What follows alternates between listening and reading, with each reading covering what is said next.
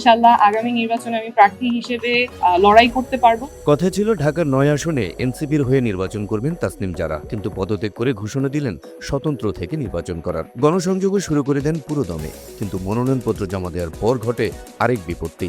ভোটারদের ১% স্বাক্ষরের তালিকায় দুজনের তথ্যের গরমিল থাকায় গেল ৩ জানুয়ারি তার প্রার্থিতা বাতিল করে দেয় নির্বাচন কমিশন। পরে এ সিদ্ধান্তের বিরুদ্ধে আপিল করেন তিনি। অবশেষে ১০ জানুয়ারি শনিবার দুপুরে তার আপিল গ্রহণ করে মনোনয়নপত্র বৈধ বলে ঘোষণা দেয় নির্বাচন কমিশন।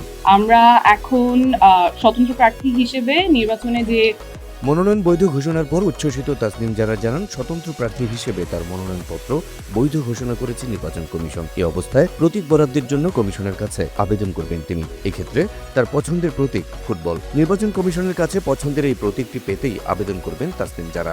আমাদের পছন্দ ফুটবল মার্কা, আমরা সেটা নিয়ে আবেদন করব, তারপর নির্বাচন কমিশনের সিদ্ধান্ত থাকবে। প্রশ্ন হচ্ছে, তাসনিম জারা কি তার প্রত্যাশিত ফুটবল প্রতীক পাবেন, অথবা নির্বাচন কমিশনের তালিকায় কি ফুটবল প্রতীক আছে?